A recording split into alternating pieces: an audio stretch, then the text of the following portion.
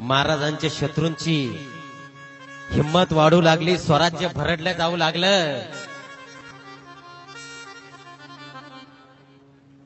त्यामुळे पन्हाळ्याच्या वेड्यातून सुटका केल्याशिवाय महाराजांना आता पर्याय नव्हता, कारण शाहिस्ते खानाला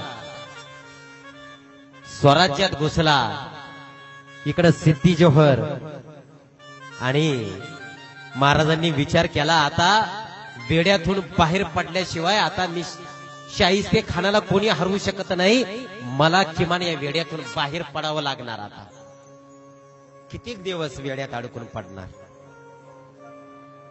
राजांनी जासूसांना, गडावर असणाऱ्या जासूसांना बोलवलं,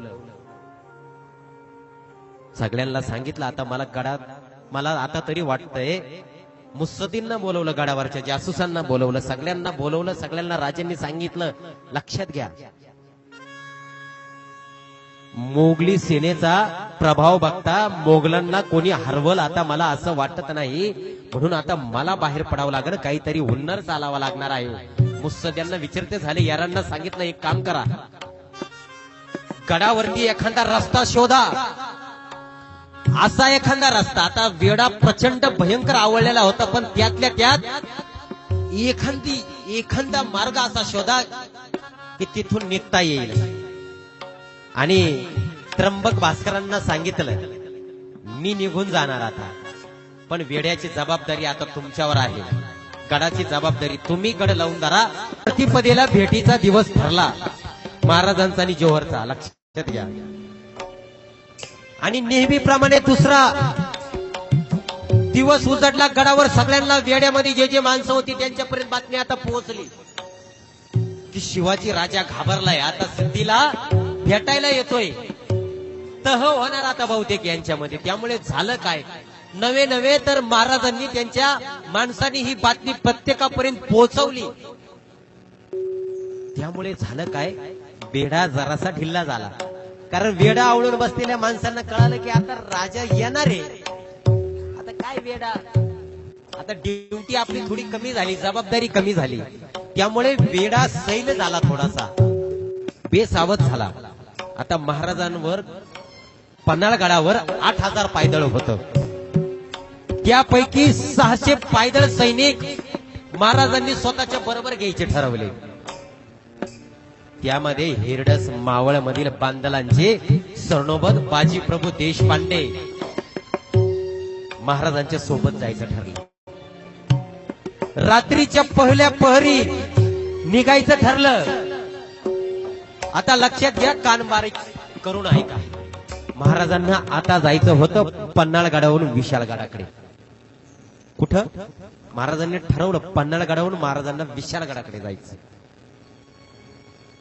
राजे पन्हाळगडावर आले, ती तारीख होती 2 मार्च 1660। किती? 2 मार्च 1660, आणि गड सोडणार होती ती तारीख होती 13 जुलै 1660।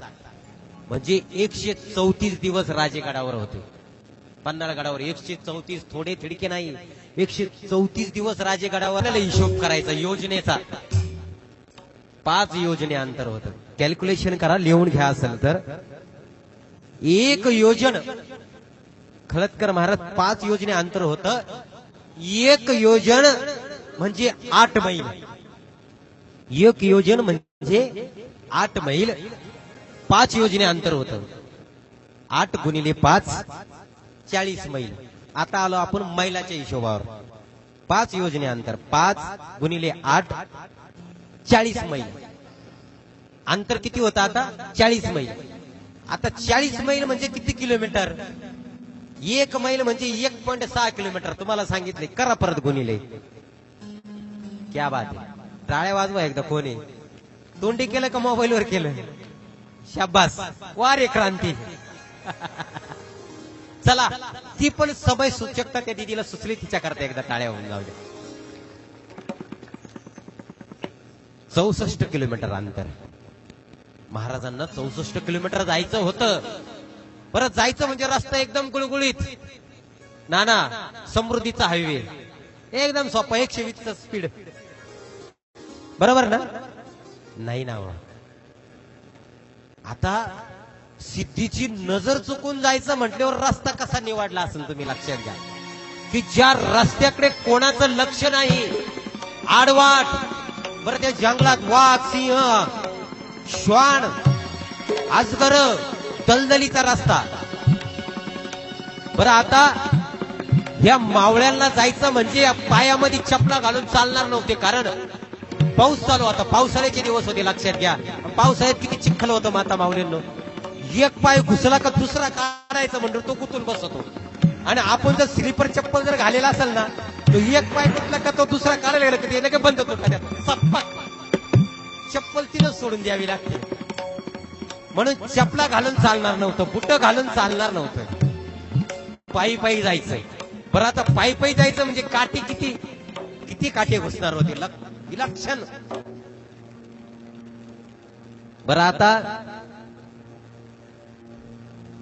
जायचं तर महाराजांनी एक योजना केली, सगळी योजना महाराजांनी तिथं केली. पण राजांना जायचं म्हटल्यावर महाराजांनी एक शक्कल लढवली. जायचं म्हटल्यावर एक पार्ट राजांनी तिथं उभं केलं इतिहासातलं. प्रति शिवाजी. कोणी सांगू शकेल का त्या मावळ्याचं नाव प्रति शिवाजी कोणाला केलं होतं राजांनी? सांगू शकाल का कोणी? क्या बात आहे, टाळ्या होऊन द्या एकदा.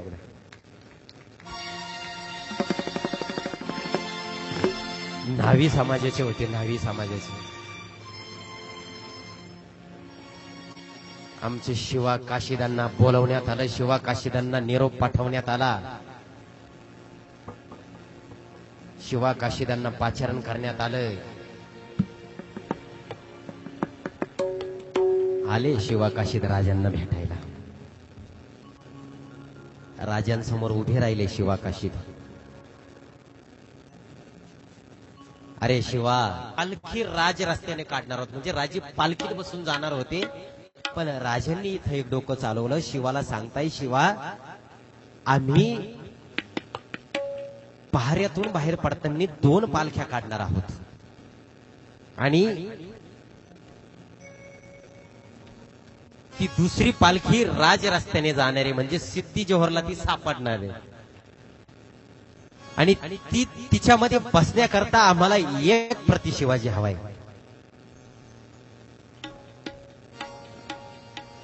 आमचे शिवा काशीद म्हणाले, महाराज मला समजलं नाही तुम्ही काय सांगताय. कसं सांगावं, राजांना सुचत नव्हतं शिवाला. ते म्हणाले, अरे शिवा, आम्ही गेलो तर दुसरी पालखी निघेल आणि ही पालखी राज रस्त्याने जाणार आहे आणि ही पालखी सिद्धी जोहरला सापडणार आहे. आणि सिद्धी जोहरला सापडल्यानंतर जरी आमचा सुगावा लागला तरी शिवाजी सापडला म्हणून तो सिद्धी जोहर निश्चित होईल.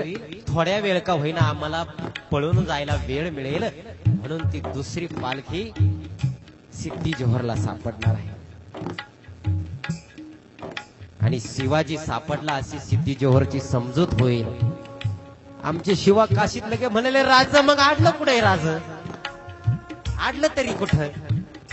शिवानं विचारलं. भोळे होते बिचारे आमचे शिवा काशीत. शिवा काशीत म्हणाले, राज मग राजा आडलंय कुठं?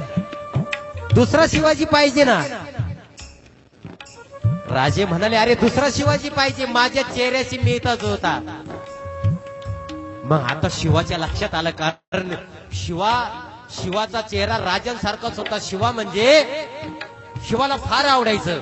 राजांसारखी दाढी वाढवली होती आमच्या शिवानी, राजांसारखे कर्णकुंडला घालायचे आमचे शिवा. शिवाच्या लक्षात आला आणि तो आनंदाने म्हणाला, राज राज अशी कामगिरी कोण सोडतय वय? राज राज अशी कामगिरी कोण सोडतय का? राज शिवा राजांच्याच उंचीचे होते. असं म्हणता क्षणी आमचे राजे म्हणाले, अरे शिवाजी होणं इतकं सोपं नाही रे. त्यामुळे आम्ही सुटून जाऊ पण तू सुटणं मुश्किल, तू सुटणं कठीण, म्हणून आम्ही विचार करतोय जरा. असं म्हणतात आमच्या शिवा काशीदांनी राजांचं पाय धरलं. ते म्हणाले, महाराज आई तुळजा भवानीची शपथ आहे तुम्हाला महाराज, आता विचार बदलू नका, आता विचार तुम्ही बदलू नका. राज तुम्ही आता विचार बदलू नका, द्या की कामगिरी. राज तुम्ही वाचाल तर लाख शिवा नावे काशीत जन्माला येतील.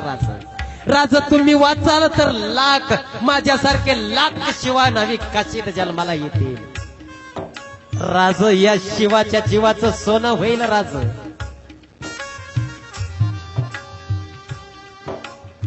आमचे शिवा काशीत ऐकायला तयार नाही, राजे सुद्धा तयार नाही. राजे तयार होईना, कारण राजांना माहित होत दुसऱ्या पालखीत शिवाला बसवणं म्हणजे मृत्यूच्या दाढीत पाठवणं. पण आमचे शिवा काशीत ऐकायला तयार नाही. शिवानी पाय धरले राजांचे. राज द्या की कामगिरी. राज जातो की. आमचे शिवा काशीत ऐकायला तयार नाही म्हटल्यावर शिवबाराजे म्हणाले, चल तरी का मग बघू प्रति शिवाजी कसा दिसतो, चल बघू. राजांनी आपले खास कपडे शिवाला घालण्याकरता दिले. आमच्या शिवानी ते राजांचे कपडे मस्तकावर लावले, दर्शन घेतलं. जरी बुंद अंगराखा अंगावर चढवला, चोळणा बांधला, आवळला, तुशेला आवळला कमरेला. टोप चढवून शिवा उभे राहिले आणि राजांनी त्या टोपामध्ये, आमच्या शिवा काशीदांच्या टोपामध्ये मोत्याचा तुरा खोवला. आणि आपला राजा या जोड्याच्या जवळ उभे राहायची लायकी नाही माझी, आणि तुम्ही मला म्हणताय ते जोडे घाला. नाही ना राज, नको ना, नको ना राज. राज माझी लायकी नाही व हे जोडे, हिची आब राख रे. राजांनी कानातला चौकडा काढला, शिवाच्या कानात चौकडा घातला. दुसरा चौकडा घालण्याकरता राजे वळले आणि माता माऊल्यांना तुम्हाला सांगतो, राजांच्या डोळ्यात ढसकन पाणी आलं. राजे ढसा ढसा रडायला लागले. राजांचं अवसान करून गेलं. राजांनी आमच्या शिवा काशीदांना मिठी मारली आणि राजे रडायला लागले. तुम्हाला सांगतो काय बोलावं, कसं बोलावं आमच्या राजांना सुचत नव्हतं. शिवा काशीदांचा खांदा ओला झाला. खट्ट मिठी मारली. मिठी राज सोडायला राजे तयार नाही. राजे म्हणाले शिवाला, अरे शिवा, ह्या करता आम्हाला राजेपणाचा तिटकारा वाटतो. ह्या करता अरे हर घडीला तुमच्यासारखे रत्न हर प्रसंगाला खर्ची घालावे लागतात. कशा करता हे राजे पण? अरे माझ्यासाठी मरण पत्करतात तुम्ही, आणि मी तुझ्या कानात कुंडल घालतोय. शिवानी राजांची मिठी सोडली, सुटका करून घेतली शिवानी. शिवा म्हणाले, राज, शिवा म्हणाले, राज, माणसं मेल्यानंतर रडणारे पुष्कळ असतात. राज, राज, माणसं मेल्यानंतर रडणारे पुष्कळ असतात, पण जिवंतपणी रडणारे फार थोडे असतात. राज, फार थोडे असतात. माझ्यासाठी तुमच्या डोळ्यात पाणी आलं, माझ्यासाठी तुमच्या डोळ्यात पाणी आलं. आणखीन काय पाहिजे माझ्यासारख्याला? या शिवाच्या आयुष्याचं सोनं झालं. राज, राजांनी स्वतःला सावरलं. जेवणं आटपली. रात्र वाढत होती. राजे वाड्याच्या बाहेर आले. सगळ्यांशी चर्चा राजांनी केली. चर्चा झाली. प्रस्थाना करता राजांनी संपूर्ण तयारी केली. इकडे सिद्धी जोहर बसलाच होता महाराजांची वाट पाहत. कधी येतील महाराज, पण त्याला काय माहिती वरती काय डाळ शिजती. महाराज काय आले नाही, पण धो धो धो धो धो पाऊस आला. विजेंचा कडकडाट, प्रचंड मेघ गर्जना, सोसाट्याचा वारा, पाऊस सुरू झाला. पावसानं रुद्र तांडव तयार केला. रुद्र तांडव सुरू झाला. जणू काय पाऊस सुद्धा राजांच्या मदतीला धावून आला होता. निसर्ग सुद्धा राजांच्या मदतीला धावून आला होता. महाराजांनी गडा निरोप घेऊन महाराज निघाले. यावेळी रात्रीचे 9 वाजले होते. 9 महाराज पालखीत बसले आणि आणखीन एक पालखी निघाली. त्याच्यात आमचे शिवा काशीत बसले. 1000 शिपाई घेतले राजांनी बरोबर आणि 15 उमदे घोडे यांच्यासह 2 पालख्या गडाबाहेर पडल्या. वाटाडे रस्ता दाखवित होते. निघाले राजे जगदंब जगदंब नाम स्मरण करीत धडधडत्या अंतकरणानं महाराजांचा प्रवास चालू झाला. त्यावेळेस तिथी होती नोप शालिवाहन शके 1582 आषाढवत्य प्रतिपदेला रात्री पहिल्या पहरी म्हणजे शुक्रवार दिनांक 13 जुलै 1660 रोजी 9च्या सुमारास राजश्री स्वामी पन्हाळा उतरून खेळणा उर्फ विशालगडाकडे प्रस्थान करते झाले. जाण्यासाठी निघाले विशालगडाकडे. सगळे माणसं सोबत घेतली. पालख्या सजवलेल्या होत्या. दोन्हीही पालख्यामध्ये राजे बसले. इकडं सिद्धी जोहर वाटच पाहत बसला होता. राजे आत्ता येतील, राजे मग येतील. पावसामध्ये बसला तो वाट पाहत. पालखी सोबत या पालख्यांबरोबर बघा बाजी व इतर बांधल सरदार राजांच्या बरोबर होते. पायातल्या पूर्वी सांगितल्याप्रमाणे पायातल्या वाहनांचा आवाज होऊ नये म्हणून पालखी जवळ कुणाच्याच पायामध्ये वाहना नव्हता. घातल्या जरी असत्या तर आडवाराने जायचं होतं, आड रस्त्याने जायचं होतं, त्या टिकणारच नव्हत्या पायामध्ये. प्रत्येक क्षण मोलाचा होता, जीव घेणारा होता. शत्रूच्या वेड्याच्या पालख्या निघाल्या. शत्रूच्या वेड्याच्या चौकी पहारे जवळ आले. शत्रू नजरेत येत होता. पालख्या घेऊन ये धीम्या पावलाने सगळे पळत पळत निघाले. पळत पळत निघाले. सोसाट्याचा वारा, सोसाट्याचा पाऊस. पालखीची गती आता किंचित मंदावल्या गेली. प्रत्येक क्षण हा महत्वाचा होता, लक्षात घ्या. आणि अचानक एक आवाज कानावर आला, होशियार, जागते रहो, जागते रहो. वेड्याला जागते रहो गर्जना देणारा तो गुरखा होता. तुमच्या गावात असेल ना गुरखा, आहे का नाही? गुरखे असतात आता जागोजागी. वेड्यामध्ये ओरडणारे माणसं होते. ड्युट्या असायच्या यांच्या. बाजी दमदार आवाजात म्हणाले, अरे चला चला चला चला चला, पालखी पुढे घ्या, पालखी पुढे घ्या, पालखी पुढे घ्या. पालखी पळायला लागली. दुप्पट गतीनं परत आवाज, जागते रहो, होशियार. एकच धावपळ चालू झाली. एकच धावपळ चालू झाली. पालखी निघाली. वेडा जवळ येता झाला. वेडा जवळ येता झाला. पालखी निघाली. एकच धावपळ, एकच धावपळ. कानी शब्द येत होते, जागते रहो होशियार, जागते रहो होशियार. आणि वेड्याला कळालं की राजे पळून गेले. राजे पालखी घेऊन पळतायत.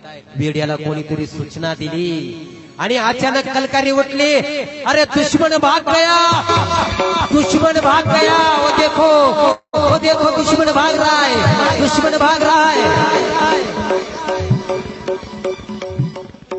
शिवराय पसार झाल्याची बातमी घेऊन ये 2-4 जण सिद्धी जोहरकडे पळते झाले. आता असा प्रसंग आल्यावर राजांनी आधीच तयारी करून ठेवली होती. महाराजांनी आधीच तयारी केली होती. ठरलेल्या योजनेनुसार दुसरी पालखी समोर आली आणि त्यामध्ये त्या पालखीमध्ये शिवा काशीदांना बसवण्यात आलं. 400 सैनिक सोबत गेले. तोपर्यंत दोन्ही पालख्या सोबत होत्या बरं का. लक्षात घ्या, बराच वेळा असं सांगितलं जातं की आधी पालखी काढून दिली, अजिबात नाही. दोन्ही पालख्या तोपर्यंत राजांच्या सोबत होत्या आणि संकट आल्यावर ही पालखी सोडायची होती आणि संकट नाही आलं तर हे निघणार होते. प्रसंग पडला तर म्हणजे राजांनी मावळ्यांचा जीव सुद्धा धोक्यात घातला नाही, फक्त त्याला सांगितलं वेळ आली तर ही पालखी सोडायची. बनी तो बनी, पण वेळ आली.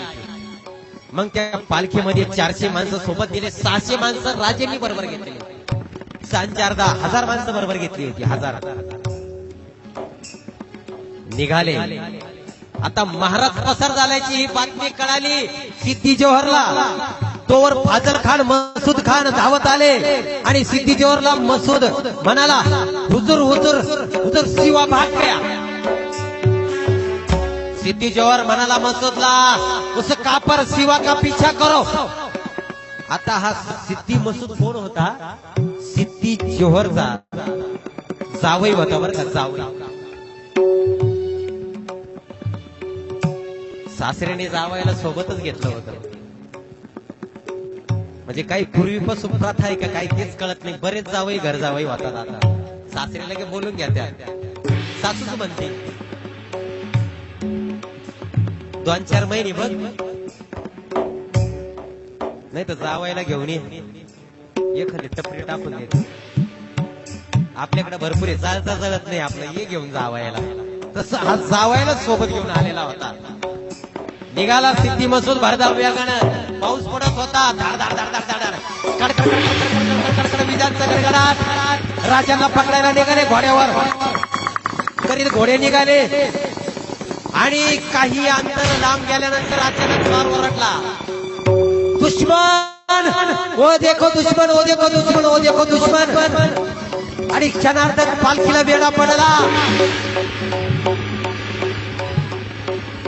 मसूदनं पालखीला वेढा घातला. मसूदला प्रचंड आनंद झाला. पालखीत राजे बसलेले होते, राजे सापडले.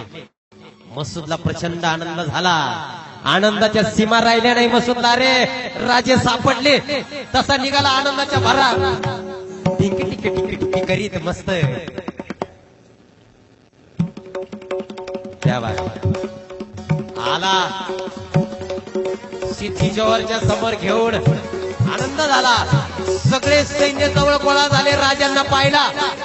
अरे कैसा दिखताय शिवाजी, कारण राजांची कीर्ती अशी होती. राजांना पाहिलं, सगळे गोळा झाले. कैसा दिखता होगा वो शिवाजी, देखना पडेगा. काही जण तंबाखू मळत होते. कापर शिवाकडे देखना पडेगा, कैसा दिखता है वो कमबख्त. उसने अफजल को मारा था, हुजूर आला. वेड्याजवळ आले सगळे. कोणी वाकडं वाकडं चालत वेड्याच्या जवळ आले सगळे. दिसना, टाचावरती करू करू पाहते. पडदा बाजूला केला राजाने. पालखीच्या बाहेर उतरले. एक कटाक्ष टाकला राजांनी. सिद्धीने सुद्धा कटाक्ष टाकला. राजाकडे पाहिलं. आमचे राजे सुद्धा मोठा वळून रागाने त्या सिद्धी जोहरकडे पाहते झाले. सिद्धीच्या चेहऱ्यावर हास्य उमटलं. पहाड का चूहा मिल गया. हसला. आणि राजाला पाहत असतो सिद्धी म्हणतो कसा,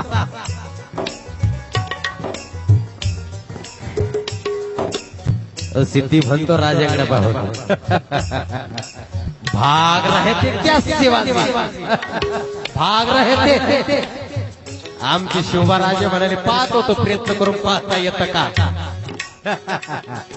शिवा भागना इतना आसान नहीं, ये सिद्धी जोहर का वेड़ा है. भागना इतना आसान नहीं है, सिद्धी का वेड़ा है. आनंद झाला, हसत होता. शिवराजाला म्हणत होता तो, भाग रहे थे क्या शिवाजी. आमचे शिवराजे पाहत होतो, प्रयत्न करून पाहता येतं का. अरे भागना इतना आसान नहीं है, सिद्धि जौहर भागना है। आओ बैठो शिवाजी, आओ बैठो, खातिरदारी करते आप तुम्हारी, आओ बैठो।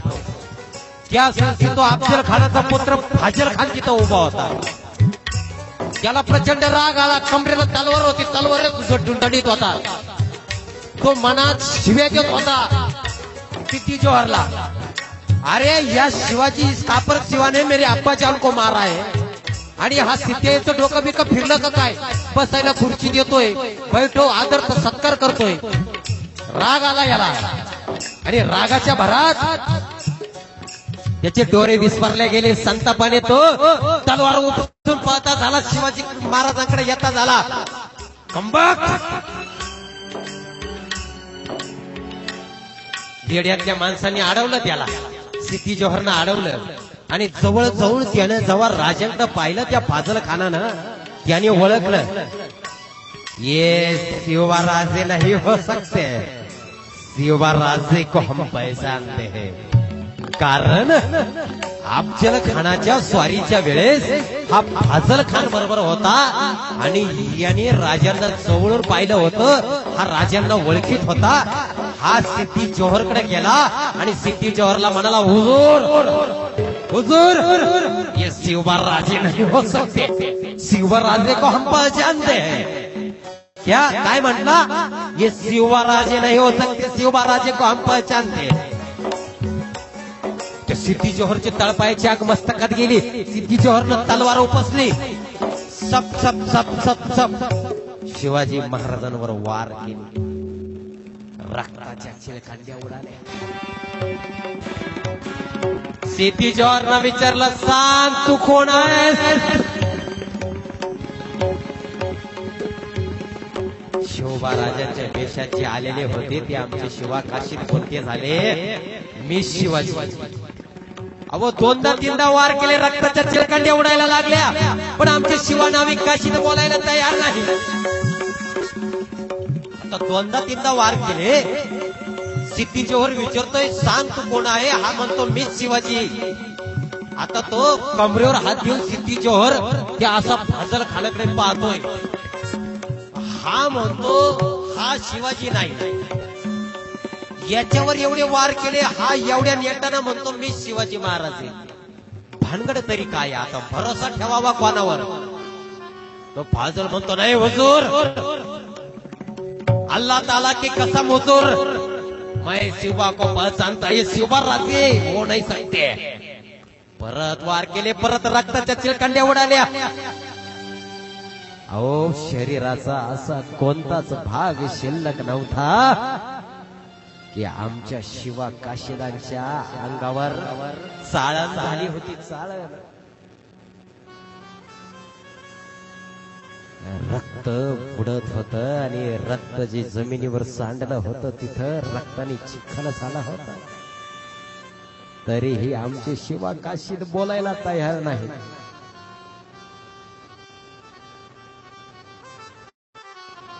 परत वार केले, परत रक्ताच्या चिलखंड्या उडाल्या, तरी आमचे शिवा काशीद बोलायला तयार नाही। माता माऊल्यांना तुम्हाला सांगतो, अगदी काही सेकंद श्वास बाकी असताना, मृत्यू जवळ असताना काही सेकंद परत वार केले, परत आमच्या शिवा काशीदांना विचारलं, बताओ गद्दार तू कोण है? परत वार केले, परत चिलखंड्या उडाल्या, अगदी काही सेकंद श्वास हृदयामध्ये बाकी असताना आमच्या शिवा काशीदांनी उत्तर दिलं। आमचे शिवा काशीद त्या सिद्धीला म्हणाले, अरे जन्माला जरी शिवा नाविक काशीद म्हणून आलो असतो तर काय झालं? अरे जन्माला जरी शिवा नाविक काशीद म्हणून जन्माला आलो असतो म्हणून काय झालं? अरे मरताना छत्रपती शिवाजी महाराज म्हणून मरतोय, याचा मला अभिमान आहे, याचा मला अभिमान आहे। आणि एका क्षणार्धामध्ये शिवा काशीदांची गर्दन उडवण्यात आली।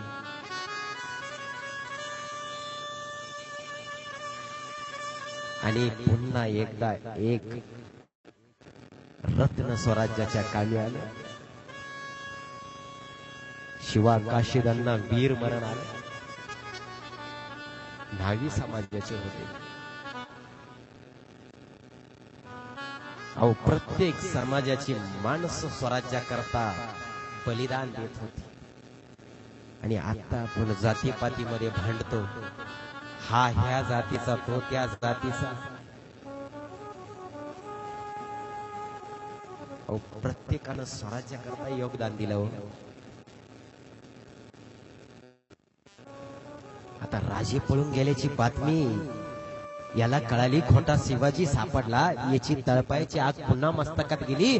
पुन्हा सिद्धीचोरनं मसूदला सांगितलं आणि मसूदनी परत सैन्य गोळा केलं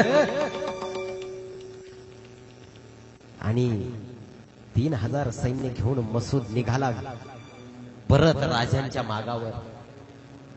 जीवपणाला लावून इकडे मावळे पळत होते. अहो, अन्नाचा कण पोटात नव्हता. अन्नाचा कण मावळ्यांच्या अन्नाचा कण पोटात नव्हता. उपाशी पोटी पळत होते मावळे. अहो, हृदय चिरून निघत होतं. हृदय श्वासोश्वास किती वाढला असं लक्षात घ्या. 64 किलोमीटर अंतर पार करायचं होतं. 64. अहो, आपण 1-2 किलोमीटर पळत गेलो तर आपला श्वासोश्वास 160च्या स्पीडनं पळायला लागतो. इथं राजांना वाचवायचं होतं. 3000 गमनीम पाठीची होते. रस्ता कसा होता लक्षात घ्या. राजांना कळालं मसूद पुन्हा मागावर येतोय. विशाळगड अजूनही विशाळगड लक्षात घ्या 8 मैल लांब होता. अजून विशाळगड 8 मैल म्हणजे जवळजवळ 8 मैल म्हणजे 12.8 किलोमीटर म्हणजे जवळजवळ 13 किलोमीटर अंतर अजून होतं. आणि पालखी आता आलेली होती गजापूरच्या खिंडीजवळ.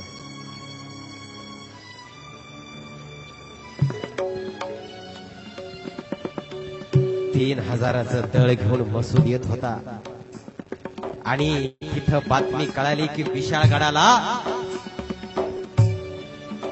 जसवंत सिंग वेडा देऊन बसलाय. सुर्वे वेडा देऊन बसलाय. आता लक्षात घ्या राजांना जायचं विशाळगडाकडे पण विशाळगडाला सुर्वेनी वेडा दिला होता. म्हणजे आता राजांना विशाळगडाला जायचं तो सुर्वेचा वेडा फोडावा लागणार होता. आता मागून मसूद येतोय. राजांच्या बरोबर फक्त 600 माणसं लक्षात घ्या. आणि 3000 ची माणसं मागावून येत होती. ती ताज्या दामाची माणसं होती. आणि ही जी 300 माणसं होती ही पळून पळून थकून गेलेली. अन्नाचा कण सुद्धा पोटात नव्हता. अजूनही 12.5 किलोमीटर अंतर कापायचं होतं. पालखी ठेवल्या गेली.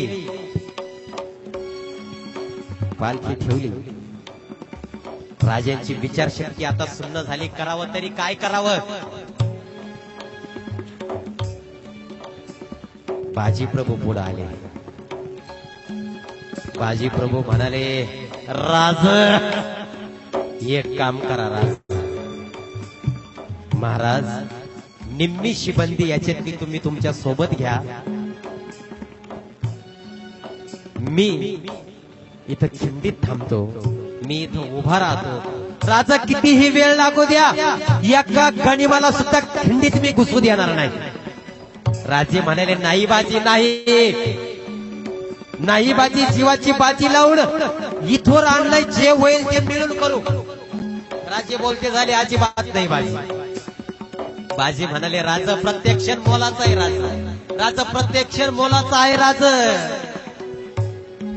कृपा करा मी तुमच्या पाया पडतो. राजा जीवाची बाजी लावून तुम्हाला इथपर्यंत आणलंय की यासाठी नव राजा लक्षात घ्या. माझ्यासारखे अनेक बाजी मेले. माझ्यासारखे लाख बाजी मेले. लक्षात घ्या राजा लाख मेले तरी चालतील. राजा लाख लाखांचा पोशिंदा जगला पाहिजे. राजा लाखांचा पोशिंदा जगला पाहिजे. म्हणून माझी पर्वा करू नका तुम्ही. राजा राजांनी बाजींना मिठीत घेतलं. पुन्हा एकदा तीच परिस्थिती, राजांना मिठी सोडवेना. बाजींनी स्वतःला मिठीमधून सोडून घेतलं आणि सारे बांधल सेना बाजीकडे पाहत होती. लक्षात घ्या, हे रणकंदन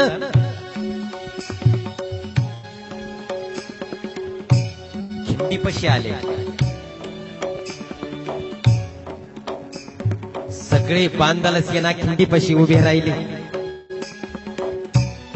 राजे गडापर्यंत जाईपर्यंत गनिमाला रोखायचं होतं खिंडीपाशी. आणि ही जबाबदारी होती बाजी प्रभू देशपांडे आणि त्यांच्या सोबत असणाऱ्या बांधल सेनेवर. अव हर हर महादेवची गर्जना दिली.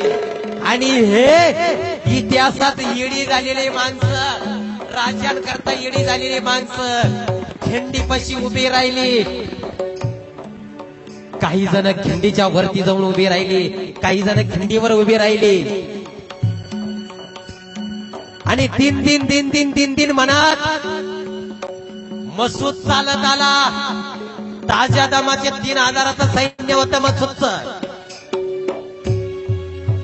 आणि खिंड होती जवळ जवळ 150 कदम लांब खिंड होती. निवळ ती भयानक. बाजी प्रभू बांधल सेना मावळे आले. तीन दिन तीन दिन करी तिकडे हर हर महादेवची गर्जना उठली. आणि एकच कापाकापी चालू झाली. पहिला तडाखा देण्यात आला. एकच कापाकापी उठली. आणि पहिल्याच तडाख्यात पहिल्या फळीला बाजी प्रभूंनी मसूदच्या पहिल्या फळीला कापून काढलं, हरवलं. आणि बाजी प्रभूची ती आघाडीची पुढची फळी होती ती माग झाली, मागची फळी पुढे झाली. परत युद्ध चालू झालं. मसूदचे सैन्य परत हल्ला करीत होतं. बाजीचे सैन्य प्रतिकार करत होते. कोणी दगड फेकत होतं, कोणी खोपडी फिरत होतं, कोणी तलवार चालत होतं, कोणी विटा चालवत होतं. अहो भयंकर रणकंदन माजलं. राजे आपल्या 300 मावळ्यांचं गडाकडे धावत होते. आणि तोच सूर्यराव राजांवर चाल करून आला. तिकडं राजांनी सूर्यरावचा वेढा कापून टाकला. राजे विशालगडाच्या रोखाने धावत होते. अहो तिकडं राजे सुटले, राजे विशालगडाकडे गेले. पण आमचे बाजी प्रभू अडकून पडले. निकारेची झुंज मांडली होती आमच्या बाजी प्रभू देशपांडेंनी. दोन्ही हातामध्ये तलवारी घेऊन अरे जणू काय रणचंडिका आमच्या बाजी प्रभूच्या अंगामध्ये संचार झाला होता. अरे बाजी प्रभूची शेंडी अशी घर घर घर घर घर घर फिरत होती. बाजी प्रभू फिरत होते. गणिम सप सप सप सप गणिम कापल्या जात होता. बाजीची 300ची फौज आता 150 वर आली होती. लक्षात घ्या. अहो एक माणूस 4-4, 5-5 माणसाची एका टायमाला लढत होता. अहो रक्ताची रंगपंचमी खेळल्या जात होती. रंगपंचमी तशी रंगपंचमीला आपण रंगपंचमीला रंगाची उधळण करतो, तशी रक्ताची उधळण होत होती. रक्ताची पाठ त्या मठ गाजापूरच्या खिंडीमध्ये वाहत होते. बाजी आता पूर्ण रक्त बंबाळ झाले होते. अहो पागोटे केव्हाच बाजी प्रभूंचे पडले होते. बलदंड बाजीचे शरीर चाळणी झाली होती बाजी प्रभूंची शरीराची. तरीही बाजी प्रभू आपल्या हातातली फिरंग चालवित होते. अहो मसूद संतापला तो सिद्धी मसूद. आणि मसूद आपल्या सैन्यांना पुढे लोटायचा. ते सैन्य कापल्या जायचे.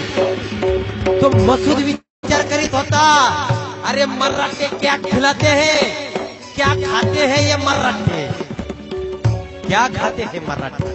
अरे कसा लढतोय तो बाजी प्रभू. अवाक झाला तो बाजी प्रभूचं शौर्य पाहून. अहो एक जण 4-4, 5-5 माणसांना कापत होता. आणि तो आपल्या सैन्याकडे पाहत होता. क्या खिलाते हैं मराठे, क्या खिलाते, खातात तरी काय हे मराठे.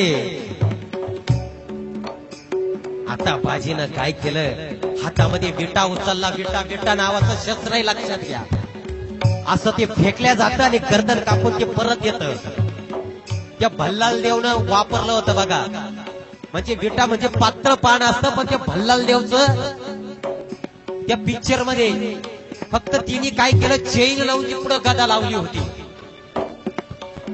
विटा नावाचं शस्त्र होतं, फेकल्या जाऊन गर्दन मारून परत रिटर्न येईल. आता विटा वापरायला सुरुवात केली बाजी प्रभूंनी. विटा फेकायचे गर्दन मारली की परत, विटा फेकायचे गर्दन मारली की परत. थांबायला तयार नाही, पोटात अन्न नाही तरी लढताय मावळे, लढताय. तोफेचा आवाज कानावर अजून येत नव्हता. आणि मग त्या मसूदनं काय केलं, कोणतीच युक्ती चालना. बंदूक मागितली मसूदनी, बंदूक घेऊन ये रे. बंदूक आणल्या गेली आणि त्या मसूदनं बंदूक घेतली आणि आमच्या बाजी प्रभूवर निशाणा लावला असा आणि बंदुकीचा बार उडवण्यात आला. आणि जशी बंदुकीची गोळी निघाली,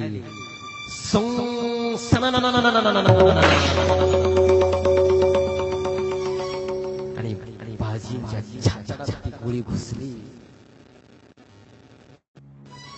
बाजी प्रभू मूर्छित झाले. मावळ्यांनी बाजी प्रभूला उचललं, पाठीमागं नेलं.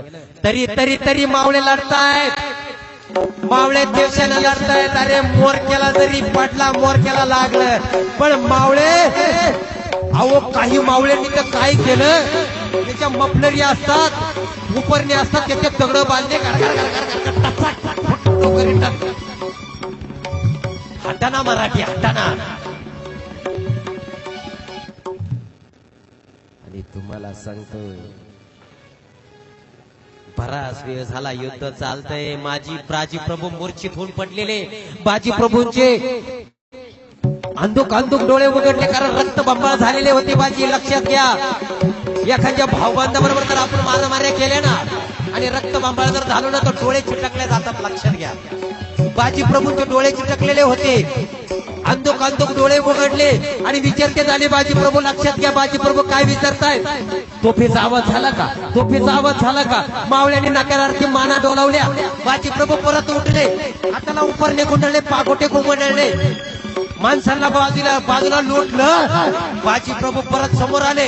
अरे तो मसूद पाहतोय आणि तो म्हणतोय, या अल्लाह, अरे ये शैतान का बच्चा अभी भी जिंदा है. अरे वैतागला तो, वैतागला. बाजी प्रभू परत मिठा चालवताय, परत मिठा चालवताय. आणि बाजी फुटफुटले.